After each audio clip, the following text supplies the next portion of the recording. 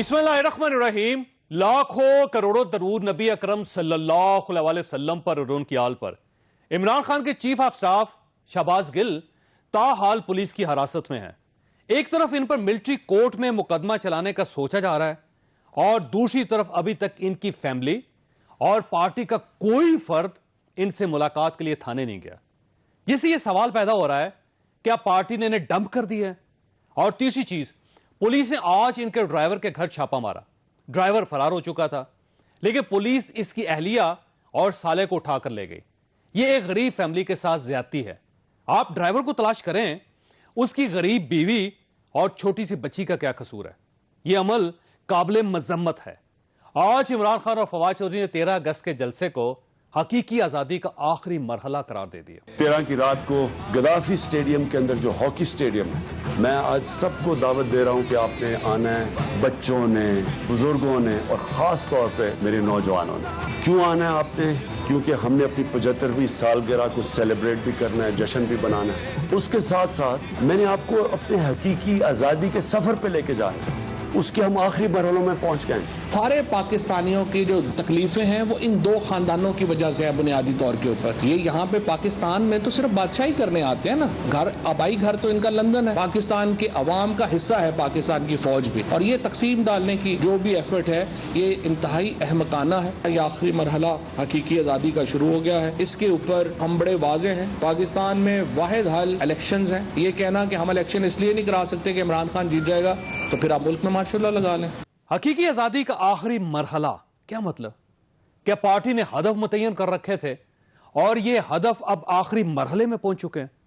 और इस आखिरी मरहले के बाद क्या होगा? और हुकूमत ने आज भी शहबाज गिल के बयान और फॉरेन फंडिंग को अपने निशाने पर रखा। जो शहबाज गिल का बयान था, ये सब कुछ फॉरेन फंडेड एजेंडे के तहत है। फॉरेन फंडिंग के किसी एक भी कागज का जवाब आपके पास नहीं है, तो आपने वहां से तवज्जो हटाने के लिए इस मुल्क की दिफा करने वाले इदारे के खिलाफ एक इतना बड़ा हमला कर दिया, जिसका जश्न हमारे दुश्मन मना रहे हैं। तो दौरान तफ्तीश जो इतराफ किया गया है, शहबाज गिल साहब ने इतराफ किया कि ये पार्टी पॉलिसी से हटके नहीं था। और उसके साथ कल इमरान खान साहब की जो तकरीर थी, मैंने उनको शहबाज गिल के बयान की मजम्मत करते नहीं देखा। जो इमरान खान साहब ने अपने चीफ ऑफ स्टाफ को जो ट्रांसक्रिप्ट दिया, उस ट्रांसक्रिप्ट को उन्होंने पढ़ा ARY के ऊपर, और उस ट्रांसक्रिप्ट के अंदर जो सबसे ज्यादा खतरनाक बात थी, उसमें अफवाज पाकिस्तान के रैंक एंड फाइल के अंदर म्यूटनी को इंसाइट करने का मंसूबा था। अदारों के दरमियान तकसीम, दिफा के अंदर दरारें पैदा करने की कोशिश की जा रही है। ये भी उसी फॉरेन फंडिंग का मंसूबा है। पार्टी और शहबाज गिल के बयानिए में थोड़ा सा फर्क महसूस हो रहा है।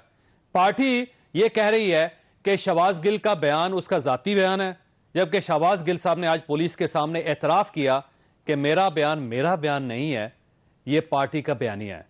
क्या वाकई ये पार्टी का बयानिया है? हम इस पर भी बात करेंगे। और हकीकी आजादी का आखिरी मरहला और शहबाज गिल पर मिलिट्री कोर्ट में मुकदमा, यह भी हमारा आज का इशू होगा। हमारे साथ रहिएगा। प्रोग्राम में दोबारा खुश आमदीद। हमारे साथ तशरीफ रखते हैं हामिद मीर साहब, सीनियर सहाफ़ी हैं। आप इनको अच्छी तरह जानते हैं, इनका तारफ़ करवाना मेरा ख्याल है बहुत ज़्यादती होगी। आसमा शराजी साहब हमारे साथ तशरीफ रखती हैं, सीनियर सहाफ़ी हैं, एंकर पर्सन है। हबीब अकरम साहब लाहौर में हमारे साथ है, सीनियर सहाफ़ी हैं। मीर साहब, ये फरमाइए कि मिलिट्री कोर्ट में मुकदमा चल सकता है शहबाज गिल साहब का?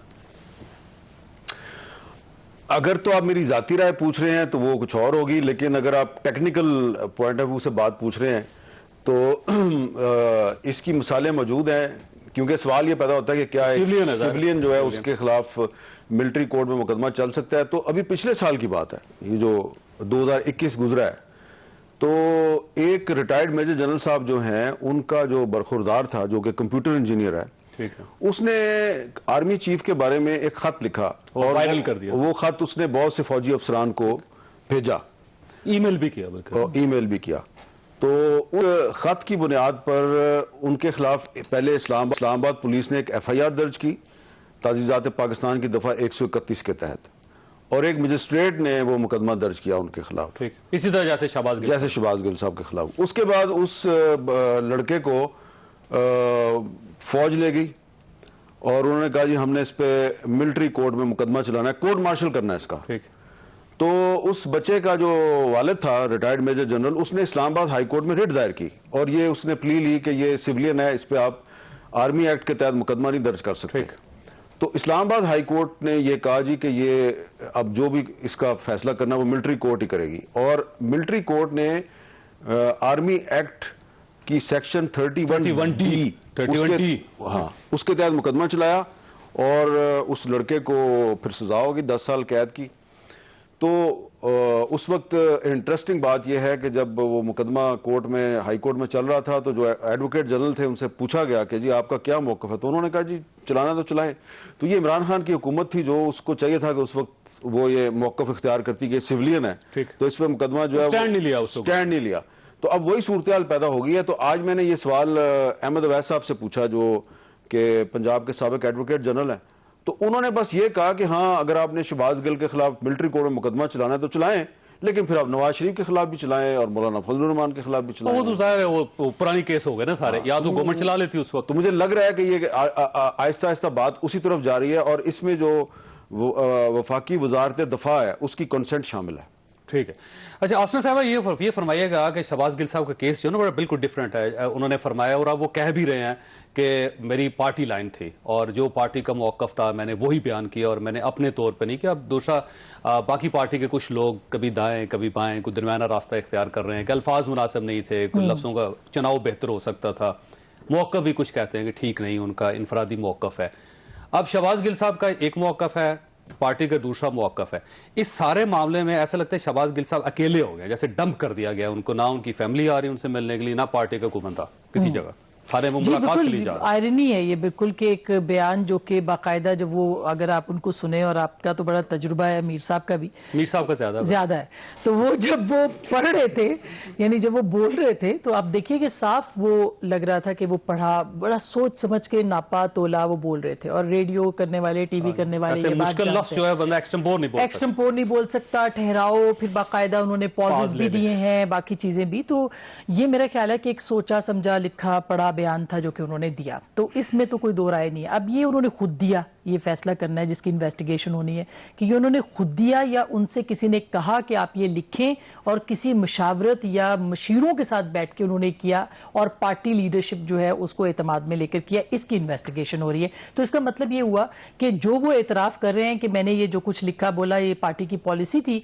तो इसका मतलब है कि पार्टी लीडरशिप से भी पूछा जा सकता है कि क्या आपकी इन्वॉल्वमेंट है इसके अंदर कि नहीं, उनका भी ट्रायल हो सकता है कि आप इसके पीछे कि नहीं। फर्क जो है चॉइस है वो ये है कि जो ये कंपेयर करते हैं ना इसको कि बाकी लीडर्स ने बिल्कुल स्टेटमेंट्स दिए हैं, हम खुद जो मिलिट्री की जो गैर आईनी इक़दाम है उसके ऊपर बात करते हैं, हर जगह पे जनरल मुशर्रफ के खिलाफ, जनरल के खिलाफ, जनरल उसके अलावा जो पॉलिटिकल इन्वॉल्वमेंट है वो गैर आईनी रही है, पाकिस्तान के इदारों की वो गैर आईनी मुदाखलत रही है, उसके खिलाफ आप भी लिखते रहे, हम भी बोलते हैं, ये सियासतदान भी बोलते हैं। उसके ये क्या कर रहे हैं, ये तासुर दे रहे हैं कि ये जो 98% आपकी आर्मी है ये आपके साथ नहीं है, ये इमरान खान की और उनकी फैमिली हमारे साथ है और वो हमारी बात माने। यानी आप चीफ ऑफ स्टाफ है और आप कह रहे हैं कि आर्मी चीफ जो है वो इमरान खान है, लिहाजा उनकी बात मानी जाए, उनकी बात सुनी जाए, और उनको अलग कर दिया अपने पूरे जो निचले तमाम तबकात थे फौज के अंदर, उससे उनकी क़यादत को, लीडरशिप को अलग कर दिया।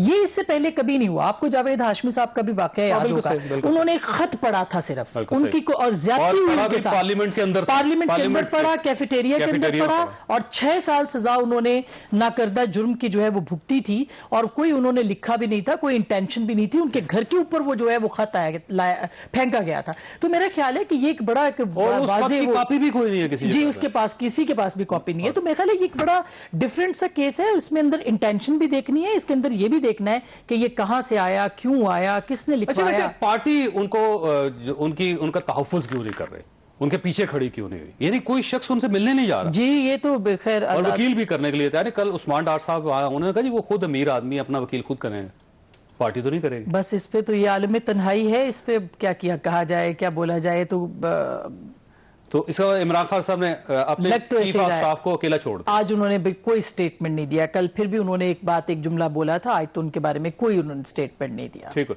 अभी से ये फरमाइएगा कि अगर आज या कल शहबाज गिल साहब वादा माफ गवाह बन जाते हैं तो फिर पार्टी की क्या हैसियत होगी?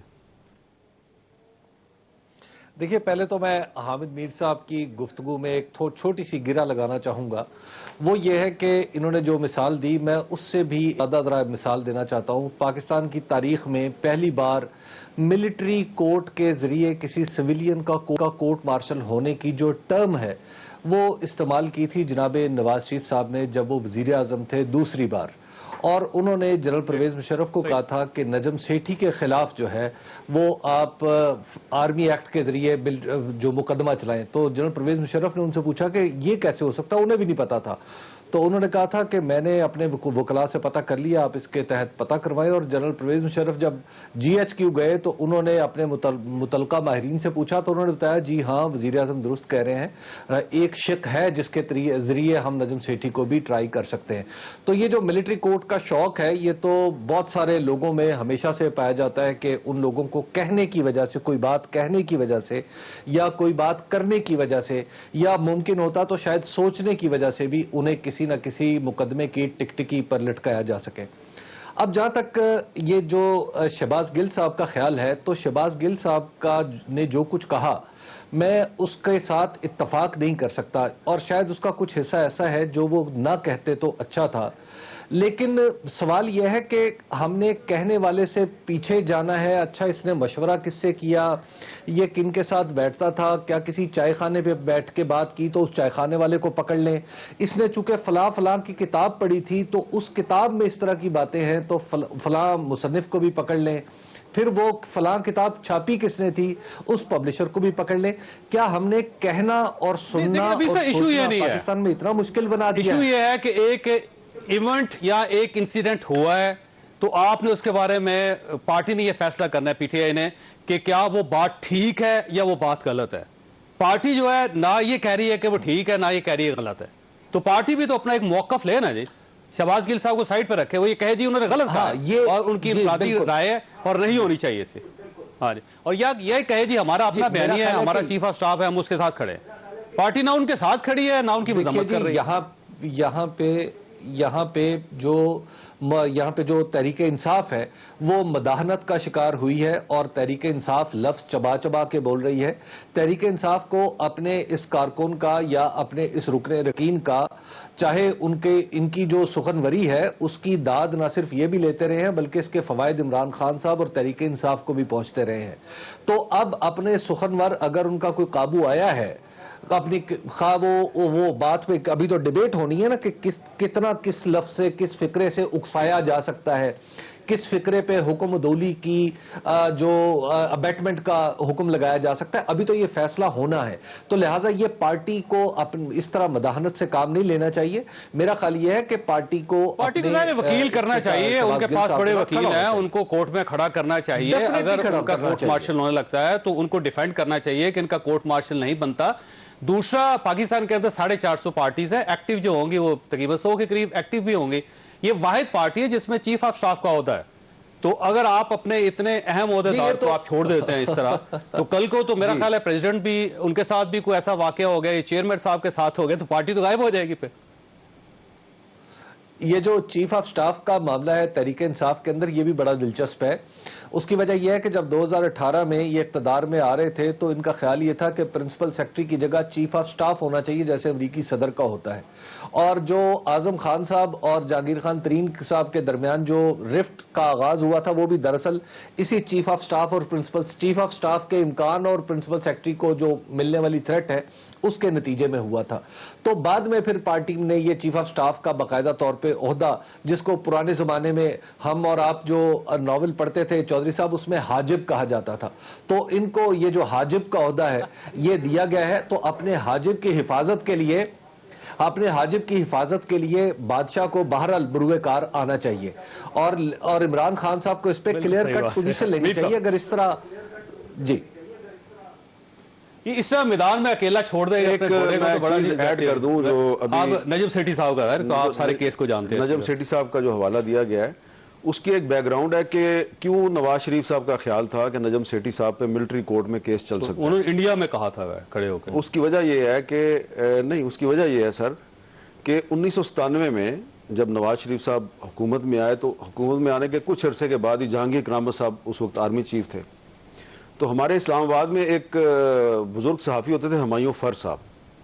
तो एक दिन अचानक हुमायूं फर साहब जो है वो गायब हो गए। तो कुछ दिनों बाद पता चला जी हुमायूं फर साहब जो है उनको गिरफ्तार कर लिया गया है, और हमें उस वक्त के जो वज़ीर इत्तलात थे, कौन थे भला? उस ज़माने में जनाब शेख रशीद साहब। शेख रशीद, हाँ बिल्कुल। तो शेख रशीद साहब जो हैं वो उन्होंने शेख रशीद साहब इतनी बार रह चुके हैं, याद नहीं रहता। तो उन्होंने कहा जी कि उनके खिलाफ मिलिट्री कोर्ट में चल रहा है हुमायूं फर साहब के खिलाफ। तो मुझे याद है कि हमारी एक कुलीग है फौजिया शाहिद, तो उन्होंने बड़ा शोर डाला हुआ था, तो हम भी उनके साथ थे, CR शमसी, हम सब फॉलो कर रहे थे कि किधर ले गए हुमायूं फर साहब को। उन पे स्पाइंग चार्जेस लगा दिए और हमें कहा गया जी कि stay away from this case, ये तो मिलिट्री कोर्ट में मुकदमा चलेगा। और फिर हुमायूं फर साहब को 10 साल कैद की सजा दे दी गई। हमें कुछ पता नहीं है कि कहाँ क्या उन पे चार्ज लगा, क्या हुआ, और फिर वो दौरान कैद वो फौत भी हो गए। तो उस केस को बुनियाद बना के बाद में फिर कई दफ़ा ये इस्तेमाल करने की कोशिश की गई। और वो जो नजम सेठी साहब पे जो नवाज शरीफ साहब लगाना चाह रहे थे ना चार्ज, वो इसलिए लगाना चाह रहे थे कि नजम सेठी साहब से पहले हुमायूं फर साहब पे मिलिट्री पहले एक मिसाल चल मौजूद चुका। है। हाँ, वो उस मिसाल को करना चाह रहे थे। हाँ। अच्छा ये फरमाए सर, ये जो शहबाज गिल साहब हैं, अब अगर एक और ऑप्शन भी है, अगर ये वादा माफ गवाह ही बन जाते हैं तो फिर? मेरी इतला जो है वो ये है चौधरी साहब कि शहबाज गिल साहब को जैसे ही आज सपहर के वक्त पता चला, उनको बताया गया आपके प्रोग्राम के हवाले से कि फवाद चौधरी साहब ने उस प्रोग्राम में तो आपके मौक़िफ़ से ऐलान लातल इनफरादी है उनका तो, और उन्होंने कहा कि जी अच्छा, वो उन्होंने कहा जी कि वो तो कहते हैं कि जो मैं बात कहूँगा या फ़रक हबीब कहेगा वही है असल पार्टी पॉलिसी।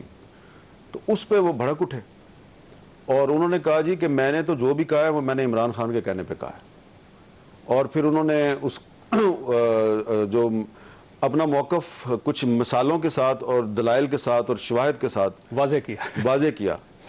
तो उस पर उनसे कहा गया कि ये हो सकता है आपका ज़ाती मौक़िफ़ हो।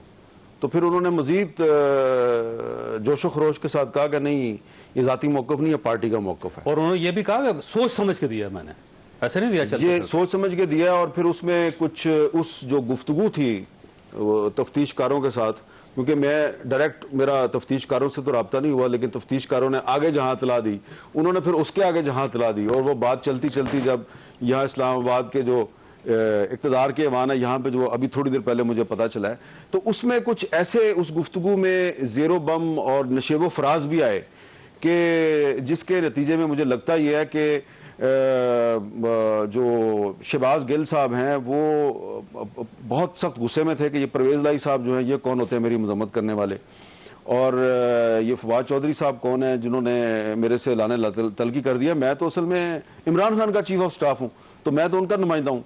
तो उनको बताया गया भाई इमरान खान साहब ने आपका जिक्र तो किया, लेकिन उन्होंने आपके मौक़िफ़ की स्टैंड नहीं लिया।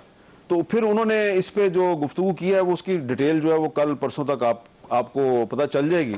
तो मुझे लगता यह है कि शहबाज गिल साहब जो हैं वो पूरी कोशिश करेंगे अपने बचाव के लिए, जो उनका राइट है कि वो ये कहेंगे कि जनाब ये मेरा जाती मौक़िफ़ नहीं, ये पार्टी का और पार्टी के कायद का मौक़िफ़ है। अच्छा, आपको याद होगा कुलभूषण यादव एक जो जासूस पाकिस्तान ने पकड़ा था इंडिया का, और वो बोल नहीं रहा था जो उस वक्त ना, और उस वक्त हुआ ये जब इंडिया ने उसको डिसओन किया था ना, तो उस वक्त उसने कहा कि मैंने तो अपनी जान दे दी इनके लिए, मैंने अपनी फैमिली कुर्बान कर दी, मैंने पूरी ज़िंदगी इंडिया की हिफाजत करता रहा, और आज उन्होंने मुझे डिसओन कर दिया। उन्होंने कहा जी हमारा बंदा ही नहीं। उसके बाद उसने कहा जी मुझसे पूछें क्या पूछना है आपने। फिर बल्कि आपको याद होगा कि काउंसलर की रसाई चाह रहा था इंडिया, और जब उसको ऑफर की गई तो उसने कहा था मैं तो इंडियन काउंसलर से बात ही नहीं करना चाहता। तो वो जब आप इस लेवल पे चले जाते हैं कि आप सीधा बम को ठोकर मार देते हैं, और जब ऑन ना किया जाए फिर आपको तो फिर उसके बाद एक दूसरी सूरत हाल होती है, फिर आप सबूत दे देते हैं। इसमें एक और दिलचस्प एंगल भी है ना कि ग्रीन कार्ड होल्डर भी हैं अमेरिका के, तो वो अप्रोच करवा सकते हैं अपनी मुल्क को, या जहाँ पे उनकी ग्रीन कार्ड है ना, वो नेशनलिटी नहीं है, मगर बहरहाल हेल्प तो हो सकती है कहीं से। ग्रीन कार्ड ये होता है कि आप आ सकते हैं, जा सकते हैं, अब नेशनल नहीं होते। अच्छा आसमा साहब, अगर फर्ज कर ले अब ये मफरूजा है कि शहबाज गिल साहब ये कह देते हैं कि मुझे तो इमरान खान साहब ने कहा था, तो फिर क्या सूरत होगी पार्टी? देखिए ये बात जो अभी हो रही थी ना कि ये कोई किताब सुनने वाले लिखने वाले को पकड़ा जाएगा, ये किताब नहीं है, ये बयान है, और ये कोई और चीज़ नहीं है, ये एक पार्टी है जिसकी पॉलिसी है और जिसके मुताबिक उन्होंने बोला है। तो उस पार्टी की जो नेटवर्किंग है उसको तो क्वेश्चन किया जाएगा। इसकी तो भी इन्वेस्टिगेशन होगी कि ये ख्याल किसका था। ठीक, तो सरे आईना तेरा अक्स था, पसे आईना कोई और है। मैं ख्याल हूँ किसी और, मैं ख्याल हूँ, वही ना, सरे आईना तेरा अक्स है, पसे आईना मुझे सोचता कोई और है, मुझे बोलता कोई और है। तो ये भी भी हो सकता है कि वो शहबाज गिल साहब अपने कंधों पे उठा ले जिम्मेदारी, वो कहें जी किसी ने मुझे कहा था, मैंने वैसे उनको ऐसा नहीं होगा। ये तो लेकिन बड़ी कुर्बानी देनी पड़ेगी उन्हें इसके लिए, काफी और दूसरी तरफ से वकील भी नहीं मिलेगा उनको, और पार्टी ये भी कहेगी। लेकिन चौधरी साहब इसमें इस चीज को भी आप ध्यान में रखें। देखिए, हम सहाफी हैं, हमें अपने तजर्बे को सामने रखते हुए बात करनी चाहिए। ऐसा कई दफा हुआ है कि इसहाक डार साहब ने एक बयान दिया कस्टडी में और बहुत सा एतराफ़ जुर्म कर लिया उन्होंने, तहरीरी बयान दिया, और जब उनको कोर्ट में पेश किया गया तो डार साहब मुकर गए। उन्होंने कहा जी ये तो मेरे से हो सकता है कल को ये भी कहें कि मेरा ये स्टेटमेंट ही नहीं है, तो हो सकता है ये जो मिलिट्री कोर्ट में जब केस चलेगा वहां ये नहीं हो सकता। तो इसीलिए मुझे लगता है ना कि इसलिए मिलिट्री कोर्ट में जाएगा, सिविलियन कोर्ट में तो ये हो सकता है। सिविलियन ये इसीलिए देखे ना, आपने मुझे प्रीएम्प्ट कर दिया ना, मैं यही कहने लगा था कि सिविलियन कोर्ट में ये चांस मौजूद है कि शहबाज गिल साहब कहें कि ये जो मेरे से बयान लिया गया है, ये बयान मैंने अंडर प्रेशर दिया है, लेकिन मिलिट्री कोर्ट की प्रोसीडिंग का तो हमें पता ही नहीं चलना। ठीक हो गया। अभी सब आपकी तरफ आऊंगा, लेकिन मैंने ब्रेक लेनी है। एक सवाल आपके पास छोड़ के जा रहा हूं कि आज इमरान खान साहब ने कौम को मैसेज ये दिया है कि हकीकी आज़ादी का आखिरी मरहला आने वाला है। ये अजीब सी बात है कि एक तो शायद आज़ादी का कोई केस चल रहा था या कोई अहदाफ रखे हुए थे पार्टी ने, और अब वो अहदाफ जो है आखिरी मरहले में दाखिल हो गए। उन्होंने कहा कि 13 अगस्त को आए पूरी कौम, ताकि हम आखिरी मरहला भी तय कर लें। अब सवाल यह है कि आखिरी मरहला क्या हो सकता है। छोटी सी ब्रेक हो, ब्रेक के बाद दोबारा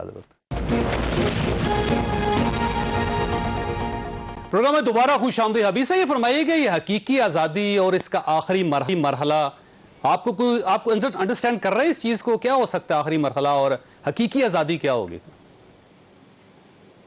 देखिए, मुझे लगता है कि बहुत सारी जो पॉलिटिकल पार्टियां हैं वो अपनी जो तहरीक होती है या जो भी उनकी आवाम से राब्ते की कोई मुहिम होती है, तो उसको कोई ना कोई उन्वान दे देते हैं। कभी कोई हकीकी आज़ादी का, कभी कोई तरक्की का, कभी वोट को इज्जत दो का। ये मतलब इस तरह के मुख्तलिफ उन्वानात के तहत जो है लोगों से राब्ता कायम किया जाता है, और जाहिर है सियासतदान है तो थोड़ी सी ख्वाब फरोशी का एलिमेंट भी उसमें आ जाता है। तो इसलिए हकीकी आज़ादी एक ऐसी टर्म है कि जब हकीकी आज़ादी मिल भी चुकी हो तो हम तब भी कह सकते हैं कि चूंकि अभी एब्सोल्यूट फ्रीडम का वक्त नहीं आया, अभी हकीकी आज़ादी की मंजिल दूर है। तो ये ऐसा ये बत्ती है जिसके पीछे हम चलते रहे सारी जिंदगी, तो ये कभी मंजिल को नहीं छू पाएंगे। लेकिन एट द सेम टाइम अभी से ये हकीकी आज़ादी जो है ना सब लोग कहते रहे हैं, लेकिन पाकिस्तान में पहली बार हुआ है कि किसी बड़े लीडर ने, जिनका क्लेम यह है कि उनकी पार्टी पाकिस्तान की सबसे बड़ी पार्टी है, वो ये कह रहे हैं कि हकीकी आज़ादी का आखिरी मरहला, अभी आखिरी मरहला क्या हो सकता था? अच्छा, पता नहीं आखिरी मरहला आता है या नहीं आता, लेकिन मुझे ये लगता जरूर है कि कहीं ना कहीं इस फिक्रे में वजन है कि क्या वाकई हमें कुछ आज़ादी का एहसास हमारा तंग तो नहीं पड़ गया। मैं देखता हूं कि यहाँ पे हामिद मीर साहब कुछ कहते हैं तो उनके ऊपर गोलियां बरस पड़ती हैं, और फिर उनका टीवी चैनल बंद हो जाता है, उन्हें ऑफेयर किया जाता है। आसमा कोई बात करती हैं तो उसके ऊपर उन्हें जेर अताब आना पड़ता है, उनके खिलाफ एक ट्रोलिंग की मुहिम चलती है। और फिर ये मैं देखता हूं कि जब हमारे मीडिया पे बाकायदा इस तरह की बंदिशें हैं जो कुछ नजर आती हैं और कुछ नजर नहीं आती।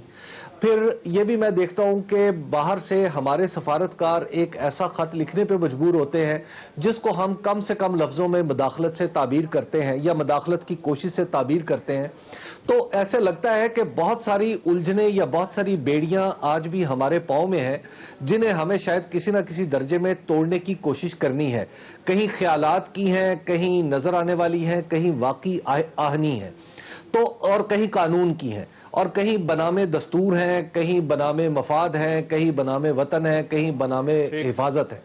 अब आपका ख्याल ये है कि 13 अगस्त को वो मरहला आ जाएगा और ये जो जंजीरें सब तोड़ दी जाएंगी? के 13 अगस्त को ये आएगा। मैं नहीं समझता कि ये 13 अगस्त को ये मरहला आ जाएगा और 14 अगस्त या 15 अगस्त को या 20 अगस्त को या नई हुकूमत आने से ये मरहला मुकम्मल हो जाएगा। ये अपनी आज़ादियों की हिफाजत हमें शायद खुद ही कुछ करना पड़ेगी। ठीक, लेकिन ये बात है कि पार्टी ने फैसला किया है पीटीआई ने कि 13 अगस्त को इमरान खान साहब ये एक अल्टीमेटम देंगे 1 महीने का, कि आप 1 महीने के अंदर अंदर नए इलेक्शन की तारीख दे दें, नहीं तो लॉन्ग मार्च आ रहा है। देखिए, जो लॉन्ग मार्च वाली बात है ना, मेरा ख्याल है कि पाकिस्तान की अगर आप आज की जो सबसे एक बड़ी पॉलिटिकल रियलिटी है वो ये है कि पाकिस्तान तहरीक इंसाफ शायद वाहिद जमात है जो लोगों को अपने घरों से निकाल कर किसी एक मुकाम तक पहुंचा सकती है। और पिछली दफा जब 25 जुलाई को हुआ तो मैंने लाहौर में अपनी आंखों से देखा कि किस तरह पूरे का पूरा लाहौर बंद करके इस पार्टी के कारकुनों को रोका गया और उनकी पीठें जब मैंने देखा जिनके ऊपर लाठियां बरसी हुई थी। तो अब जब ये पार्टी अगर ये कर सकती है तो मेरा ख्याल है कि इस अल्टीमेटम को सीरियसली लेना चाहिए। ये कोई दूसरी पार्टियों की तरह ऐसा नहीं है कि लाहौर में जलसे का ऐलान हो और फिर मौलाना फजल रहमान से कहा जाए कि अब आप कुछ करें क्योंकि ऐलान तो हमने कर दिया है, जलसा भरना भी है। तो यहाँ पे इस पार्टी के चूंकि एक स्ट्रीट पावर है तो इस अल्टीमेटम को बहरहाल सीरियसली लेना चाहिए। मीर साहब, ये ऐसे होगा क्योंकि फैसला तो पार्टी ने किया। देखिए, मेरा एक मेरी जाती राय है और एक जमीनी हकीकत है। एक पार्टी की राय नहीं, एक मेरी जाती राय है, एक जमीनी हकीकत है। जाती राय जो है मेरी, मैं आपको दो छोटी छोटी मिसालें देता हूँ। जब इमरान खान साहब वजीर आजम थे तो डॉक्टर शाहिद मसूद साहब को गिरफ्तार कर लिया गया, FIA ने गिरफ्तार और हथकड़ी लगाएगी। तो शाहिद मसूद साहब ने मुझे जेल के अंदर से मैसेज भेजा और मैं बड़ा हैरान हुआ क्योंकि उन्होंने टीवी पे मेरे पे बड़े बड़े इल्जाम लगाए थे। उन्होंने मुझे मैसेज भेजा और कहा कि मुझे ज़रा जेल में आके मिल लें। तो मैं उनको जाके जेल में मिला। मैं एक गवाह के तौर पर इरशाद भट्टी को साथ ले गया जेल, और इसलिए भी ले गया कि कहीं अगर मुझे कोई जेल में रोकने की कोशिश करे तो मुझे भट्टी साहब कम से कम दो तो होना बचा ले। दो तो डॉक्टर शाहिद मसूद ने मुझे कहा जी कि देखिए, मैं आपसे सिर्फ ये रिक्वेस्ट करनी है कि मुझे और किसी पे यकीन नहीं है कि कोई बात करेगा, आपसे मेरी सिर्फ ये रिक्वेस्ट है कि अदालत जो है वो उसने फैसला करना है, मैं अदालत पे असरअंदाज होने की बात नहीं कर रहा। बस मुझे जब कोर्ट में पेश करते हैं तो मेरे हाथ में जो हथकड़ी होती है ना, वो हथकड़ी खुलवा दें, क्योंकि ना शहबाज शरीफ को हथकड़ी लगती है, ना ख्वाजा आसिफ को हथकड़ी लगती है, सिर्फ मुझे लगती है। मैंने कहा ये आपकी बात जायज़ है। तो मैंने जनाब इमरान खान साहब को मैसेज भेजा, उन्होंने अगले दिन मुझे बुला लिया। ठीक, मैं चला गया। मैंने उनसे कहा कि जनाब ये मसला है, सिर्फ ये फेवर चाहिए कि शाहिद मसूद की हथकड़ी खुलवा दें। ठीक, उन्होंने मेरे सामने फ़ोन किया DG FIA को और कहा कि आप ये केस आपने बनाया हुआ है। तो शाहिद मसूद मुझे पूछा कब है अगली पेशी, मैंने कहा कल। तो कल उसको कहते हैं कल वो पेश हो तो उसको हथकड़ी नहीं लगनी चाहिए। उसने कहा जी ठीक है। मैं बड़ा खुश चला गया, खुश वहाँ से। अगले दिन मुझे सुबह 11:30 बजे के करीब फ़ोन आया किसी का कि ज़रा शाहिद मसूद साहब से बात कर लें।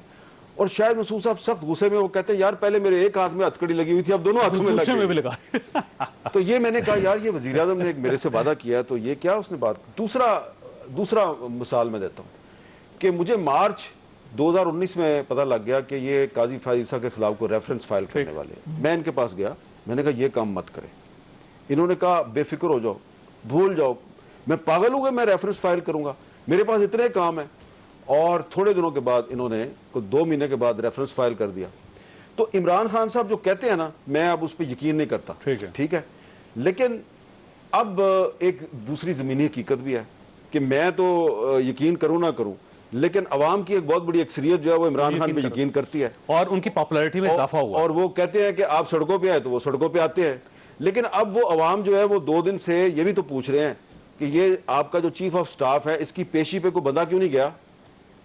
ये भी तो एक टेस्ट केस था ना, क्योंकि मुझे याद है कि जब डॉक्टर शीरी मदारी साहब को गिरफ्तार किया गया और उस रात को 11:30 बजे इस्लामाबाद हाईकोर्ट में पेशी थी, तो सारी PTI आई हुई थी और इस्लामाबाद हाईकोर्ट के इर्द गिर्द लोग ही लोग थे। और अभी डॉक्टर शीरी मजारी भी नहीं गई, और अभी वो नहीं गई, वो भी नहीं गई। अब वो वैसे भी उनसे मुतमईन नहीं थी शहबाज गिल साहब। तो मैं ये समझता हूँ कि ये कुछ ऐसी ज़मीनी हकीकतें हैं कि ठीक है इमरान खान साहब बड़े पॉपुलर हैं, लेकिन ये जो वाकया है ना शहबाज गिल वाला वाकया है कि इस पे पार्टी ने स्टैंड भी नहीं लिया और उसकी पहली पेशी पे कोई बंदा भी वहां पे नहीं गया और थाने में कोई उसको जो है पानी तक नहीं पूछ रहा, तो इसका भी अवाम पे असर पड़ेगा। तो एक जाती राय है मेरी, लेकिन दूसरी एक ज़मीनी हकीकत है कि इमरान खान साहब के पास वाकई लोग हैं, लेकिन स्ट्रीट पावर उसको कहना, अच्छा ये मेरा ख्याल है जो पुलिस के हकाम है ना, वो बड़ी दिलचस्प बात कहते हैं। वो ये कहते हैं कि जी हमारा ख्याल ये था कि ARY के लोग हैं वो डट जाएंगे, क्योंकि हमें बड़ा डर लगता था उनसे कि जिस तरह वो कह रहे हैं कि मैं मालिक हूँ इस सरजमीन का और हम नहीं छोड़ेंगे और बैठेंगे और डटे रहे,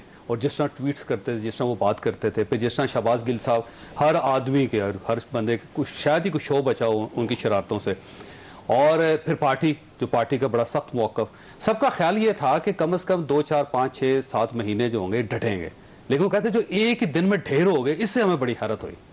नहीं तो उनको ये आसमा शिराजी के बारे में सोचना चाहिए कि जिस पे मुसलसल 3.5 साल तक ट्रोलिंग होती रही, गाली गलौच हुई, पता नहीं क्या कुछ इसको कहा गया, और ये तो नहीं भागी कोई पाकिस्तान से। तो पुलिस वालों को चाहिए कि सिर्फ उनको ना सामने रखें, इसको भी सामने रखें। ठीक है। लेकिन मैं आपको बताऊं, मुझे इतना तरस आ रहा है शहबाज गिल सब पे सबको, और मेरी हमदर्दी है उनके साथ। वो जो भी उनकी जुबान से कोई महफूज प्रोफेसर है, यूनिवर्सिटी में पढ़ाते रहे, लेकिन उसके बावजूद और उन्होंने जो भी बदजुबानियां की, जो भी ट्रोलिंग की, लोगों पे जाती हमले किए, कैरेक्टर असैसिनेशंस की, किरदार कुशी की मुहिम चलाते रहे। चले मैं अपना तो भूल जाऊं, मगर बहुत से और वो सब उन्होंने पार्टी के कहने पे किया, या पार्टी की वजह से किया, या पार्टी की हिमायत में किया, और आज वो तन्हा है बिल्कुल, और उनके साथ कोई नहीं। मैं उनके साथ हमदर्दी का मेरा देखिए, उन्हें लेकर आए थे पाकिस्तान मोहित पीरजादा साहब। मोहित पीरजादा साहब पहले आदमी थे जिन्होंने असद उमर साहब के साथ उनका राब्ता करवाया था अमेरिका के अंदर, और उसके बाद वो मोहित पीरजादा साहब के कहने पे पाकिस्तान तशरीफ लाए थे, और मोहित पीरजादा साहब ने उनको मुतारफ करवाया था। लेकिन अब तकलीफ दे सूरत ये है कि मोहित पीरजादा साहब भी पूछने नहीं गए उनको, कम से कम मोहित पीरजादा साहब तो चले, पीरजादा साहब आप ही चले जाए, आप तो मिले जाके उनको। मैं छोटी सी ब्रेक लूंगा, छोटी ब्रेक, और ब्रेक के बाद दोबारा प्रोग्राम में दोबारा खुश आमदीद।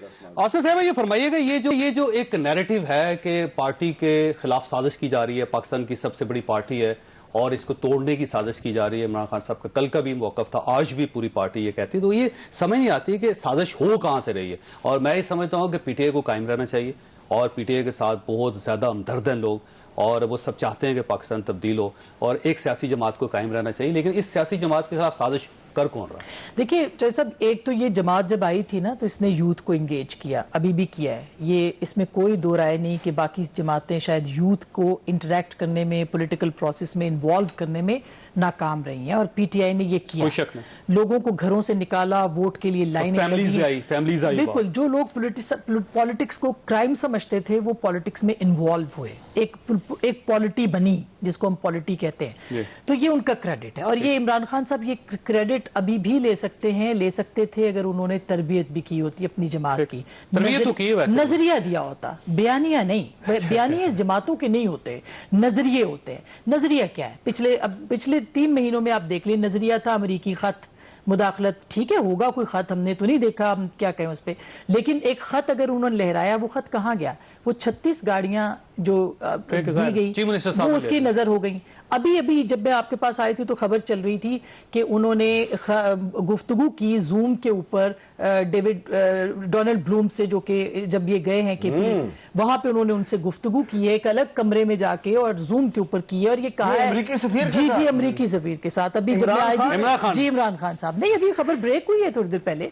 तो अब आप उनको सफाइयां भी पेश कर रहे हैं और आप उनको कह रहे हैं सफीर के साथ तो बात होनी चाहिए, सफीर से राब्ता करना। लेकिन अगर आप जो रिपोर्ट किया है, मैं समा टीवी को कोट कर रही हूँ, जो रिपोर्ट की उन्होंने कहा है जी, उन्होंने कहा है कि मैं आपने खत लिखा और अमेरिका, हम समझे कि अमेरिका हमारे खिलाफ है, आप इसकी वजाहत करें। उन्होंने कहा जी मुझे 2 महीने हुए आए हुए, तो मैं जाके खत लिखूंगा अभी और उनसे पूछूंगा कि ये क्या मामला है। सफीर साहब ने जवाब दिया। तो आपने सफीर साहब से अगर ये खबर गलत है तो तरदीद कर दें इस बात की, लेकिन ये बात चली है इसलिए मैं ये कोट कर रही हूँ। 36 गाड़ियां आपने ली, यूएसएड के प्रोग्राम्स आप कर रहे हैं, फिर कौन सी खुददारी और कौन सी आजादी? जो हेलीकॉप्टर की बात कर रही शरीफ मजारी साहबा, उसकी भी इजाजत गवर्नमेंट ने दी थी जी, केपी के गवर्नमेंट ने जी। और फिर और इसके साथ साथ आप देखिए, जो मीर साहब अभी कह रहे थे, जो आप कहते हैं वो करते नहीं है। आपने कहा मैं आज़ादी इजहार राय पे यकीन रखता हूं, सोशल मीडिया पे पाबंदियां नहीं लगवाने दूंगा। क्या किया? क्या मैंने या मीर साहब ने वो अल्फाज कहे थे जो इनके लोग कह रहे हैं, या हमने अपनी सहाफत के दायरे में रह के तनकीद की थी परफॉर्मेंस के ऊपर, गवर्नेंस के ऊपर? फिर क्यों हमें निशाने इबरत बनाने की कोशिश की गई? देखिए इस किस्म की गलतियां सारी को मारा गया और मतीउल्लाह जान को दिन दिहाड़े क्यों अगवा किया गया, ये तो सारे हकायक है ना, ये तो इससे तो कोई पहलू तही नहीं। अच्छा वैसे उनसे पूछे तो वो कहते हैं जी हम जिम्मेदारी नहीं इसके, तो भाई गवर्नमेंट किसकी थी? फिर तो आपको जावेद चौधरी साहब थोड़ी सी सच्ची बात कर लेनी चाहिए। मतीउल्लाह जान को तो इमरान खान ने नहीं ना अगवा करवाया था, और असद तूर को भी इमरान खान ने तो गोली नहीं मरवाई थी ना। तो वो जिन लोगों पे इल्जाम था उन लोगों को चाहिए ना कि वो गवर्नमेंट ने ओन किया था उस वक्त। नहीं, गवर्नमेंट ने ओन नहीं किया था। उन्होंने कहा मुझे मालूम ही नहीं सर। उन्होंने कहा हाँ, अलबत्ता जो फवाद चौधरी साहब हैं उन्होंने मतीउल्लाह के मामले में खामोशी इख्तियार की, लेकिन असद तूर के मामले में उन्होंने कहा कि ये शायद कोई लड़की का भाई था या ये और अबसार आलम के बारे में भी अच्छा अबसार आलम पे जो हमला हुआ, तो अबसार आलम साहब जो हैं वो उन्होंने तो नाम भी लिया, तो इसकी इंक्वायरी होनी चाहिए थी। इमरान खान साहब अगर वाकई इस मुल्क के चीफ एग्जीक्यूटिव थे तो इंक्वायरी करवाते। अब मैं अपनी बात नहीं करता, लेकिन मुझे जब बीबीसी में पूछा गया कि आप पर पाबंदी इमरान खान ने लगवाई है, मैंने कहा नहीं, उसने तो नहीं लगवाई, लेकिन क्योंकि वो चीफ एग्जीक्यूटिव है तो जिम्मेदार वो है। आपको भी XY का नाम लेना चाहिए था लेकिन आपने खुल के बोला। तो बात वही है कि ये अगर आप देखें क्यों हम भागे, क्यों नहीं, जो आप कह रहे थे हम यहीं पे हम रहे ना, हम इसलिए रहे कि हम नजरिए के साथ। आपके पास दुबई का वीजा नहीं था, आईने किसी और मुल्क का, और अगर दुबई जाना हो ना तो आपने KPK के चीफ मिनिस्टर से राब्ता करना। चीफ मिनिस्टर साहब आपको अपनी गाड़ी में बिठाएंगे, अपना प्रोटोकॉल ऑफिसर देंगे जिसका नाम उमर गुल होगा, और वो आपको एयरपोर्ट से बाहर भेजेगा। आपके पास जो खबर है वो मेरे पास मैं आपको बता रहा हूँ। लेकिन देखिए, जब आप आइन के साथ खड़े होते हैं, आप कानून के साथ खड़े होते हैं, जमहूरियत के साथ खड़े होते हैं, तो फिर आप ये इसी मुल्क, इसी धरती, इसी सरजमीन पे टिकते हैं, यहाँ खड़े होते हैं, सर उठा के लड़ते हैं। लेकिन एक बात हमें खुल के करनी चाहिए कि पाकिस्तान तहरीक इंसाफ एक पॉलिटिकल पार्टी है, हमें अपने माजी की तारीख से सबक सीखना चाहिए। आप जुल्फकार अली भुट्टो के दौर में चले जाएं, उस वक्त एक नैप के नाम से पार्टी थी, नेशनल अवामी पार्टी, 2 सूबों में उसकी हुकूमत थी, खैबर पख्तूनख्वा में और बलूचिस्तान में। और आपने पहले उसकी दोनों सूबों में पार्टी की हुकूमत खत्म की, फिर नैब पे सुप्रीम कोर्ट में रेफरेंस भेजा, फिर सुप्रीम कोर्ट ने नैब पर पाबंदी लगा दी, उसका क्या फायदा? गद्दार करार दिया, केस चला। लेकिन उसका क्या, हैदराबाद साजिश केस किसने खत्म किया? ज़ियाउल हक ने खत्म किया। और फिर वो जो नैब पर आपने पाबंदी लगाई, उसमें से ANP निकली, उसमें से BNP मैंगल निकली, उसमें से नेशनल पार्टी निकली, उसमें से बहुत से लोग मिलिटेंट बन गए। तो पार्टी पर पाबंदी लगाना जो है ये बिल्कुल भी मुनासिब नहीं है। और इस हुकूमत के कुछ जो वुज़रा हजरात हैं वो पॉलिटिकल पार्टीज ऑर्डर 2002 के सेक्शन 15 का हवाला देके कहते हैं कि जी ये पाकिस्तान की कौमी सलामती के लिए खतरा है। अगर खतरा है तो आप इंडिविजुअल पे मुकदमा चलाएं। सर इमरान खान साहब पे कराएं या किसी और पे? हाँ, उस पार्टी पे पाबंदी लगाना मैं उसकी हिमायत नहीं करता। अभी से ये फरमाइएगा सर, ये जो साजिश का बयानिया एक दिया जा रहा है कि पार्टी को तोड़ने की कोशिश की जा रही है, तो अब इशू ये है कि XY का इशू वो इमरान खान साहब ने, न्यूट्रल का नाम इमरान खान साहब ने खुद रखा, सादक और मीर सादक और मीर जाफर का उन्होंने खुद रखा, ये भी कहा कि वो मीर जाफर सिपा सलार थे, ये इमरान खान साहब ने खुद कहा। अब ये कल की जो उनकी तकरीर है, उन्होंने कहा जी सबके जो तोशा खाने हैं वो खुलने चाहिए। तो ये सारी चीजें तो खुद कर रहे हैं वो, तो फिर साजिश बाहर से कैसे हो रही है? कुछ अरसा पहले मुझे एक पाकिस्तान पीपल्स पार्टी के बड़े जय्यद रहनुमा हैं, वो मिले और उन्होंने मुझे खुद बताया कि वो, और इस वक्त वो कैबिनेट में भी शामिल हैं, उन्होंने मुझे खुद बताया कि हम उस वक्त का इंतज़ार कर रहे हैं कि जब पाकिस्तान तहरीक इंसाफ टूटे और पाकिस्तान पीपल्स पार्टी के जो लोग इसमें गए थे वो हमारे पास आए। ये काफ़ी अरसा पहले की बात है, यानी ये तहरीक अदम एतमाद उस वक्त पेश नहीं हुई थी, उससे पहले की बात है। तो उन्हें इस बात से बड़ी उम्मीद लगी हुई थी कि इमरान खान की जो कि परफॉर्मेंस बड़ी ख़राब है और आइंदा इलेक्शन ये जीत नहीं पाएंगे, तो इनके अंदर जो हमारे लोग गए हैं वो वापस हमारे पास आएंगे। और वो बड़े खुश थे इस बात पे कि माले गनीमत की सूरत में उन्हें बहुत सारे ऐसे कैंडिडेट मिल जाएंगे जो पीपल्स पार्टी का टिकट लेंगे और आइंदा इलेक्शन जीत जाएंगे। तो ये मामला तो खुद मैं उसका, आप यूं समझिए कि फर्स्ट हैंड आपको इंफॉर्मेशन बता रहा हूं कि खुद पाकिस्तान पीपल्स पार्टी यानी तहरीक इंसाफ को तोड़ने की लेकिन देखिए ना अभी सब, अगर आपको ये पता हो कि बाहर से साजिश हो रही है और हर पार्टी हमारे ऊपर नजरें लगा के बैठी हुई है, गार्ड के बैठी हुई है, तो फिर आदमी एहतियात करता है, फिर वो इस तरह नहीं करता कि वो मजबूर कर दे कि अल्टीमेटली स्टेट जो है आपको चूक फाड़ कर ये जो पाकिस्तान में आपने लफ्ज इस्तेमाल किया ना एहतियात का, इसकी हुदूद का तयन ही तो सबसे मुश्किल है कि चौधरी साहब कितनी एहतियात की जाए, बात करने में कितनी एहतियात करनी है, वजीर आजम होते हुए कितनी एहतियात करनी है।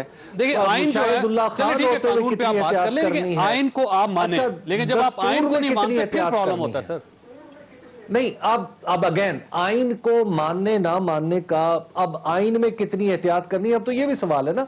उसकी वजह यह है कि अब तो पार्लियामेंट के अंदरूनी मामलात भी अदालती इख्तियारात से नहीं बचे, तो लिहाजा अब तो हमें नए सिरे से इस एहतियात के लफ्ज का और एहतियात की हुदूद का तयन करना पड़ेगा। चौधरी साहब, मुझे तो अंदाजा ही नहीं हो पा रहा, मैं कानून का और सियासियात का एक अदना तालिब इल्म हूं, एक वर्किंग जर्नलिस्ट हूं, मुझे तो अब खुद ना लिखते हुए समझ में आ रही है कि कौन सा फिक्रा जो है, कौन सा लफ्ज उस एहतियात का दायरा तोड़ के कहीं बेहतियाती की रेल में चला जाएगा। मुझे ये समझ नहीं आ रही कि कौन सा कानून की शिक है ऐसी जिसके तहत मुझसे ये, अगर मैं ये बताने की कोशिश करूं किसी को कि अब जो अगर ए ने कुछ कहा है तो कानून की कोई शिक ऐसी नहीं है कि मैं कहूं कि इसने बी के कहने पे कहा है।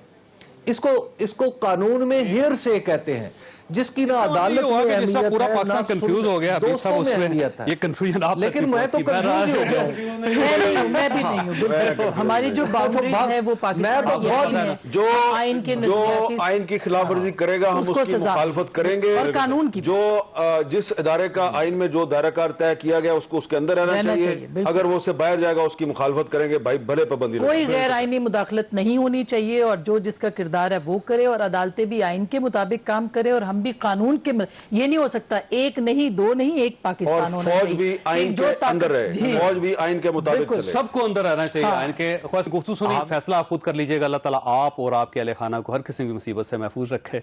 अल्लाह हाफिज।